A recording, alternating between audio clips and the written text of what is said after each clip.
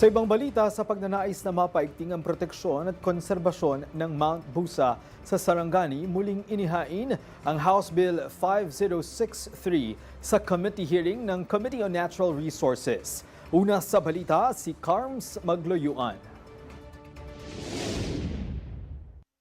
Sa nangyaring pagpupulong ng Committee on Natural Resources, pinag-usapan ng House Bill 5063 na proposal ni Committee on Natural Resources Vice Chairperson at Sarangani Representative Steve Solon.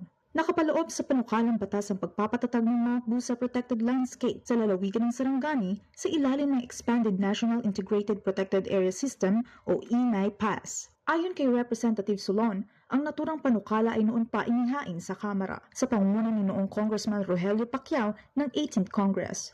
Bagamat naipasa na aniya sa komite, hindi ito naisabatas dahil sa kakulangan ng panahon. This is the reason why in this 20th Congress, we pushed for it again and we have refiled it in this 20th Congress. Layo ng House Bill 5063 ang mabigyan ng pangmatagalang proteksyon at konserbasyon ang Mount Busa na matatagpuan sa munisipalidad ng Maitum, Quiamba at Maasim sa lalawigan. Malaki aniya ang papel ng bundok, kagaya na lang ng pagbibigay lilim sa panahon ng El Nino, pagiging watershed at pagiging tahanan para sa wildlife, kagaya na lang ng giant Philippine eagle na ngayon critically endangered na. Sang-ayon naman ang ilang mababatas sa panukala, kagaya na lang ni Asenso Pinoy Party List Representative Henry Waminal. So very vital po yung function ni mountain range with that the connectivity of its tributaries going to the Sarangani Bay Protected Seascape.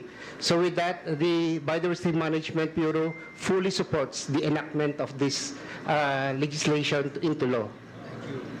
Sa ilalim naman sa review ng NICP ang panukala ayon kay Committee Chairperson Alfredo Marañon III para ito'y maipasa na. Nauuna sa balitang totoo at laging bago, Carms Magluyuan, Alauna sa Balita, Congress TV.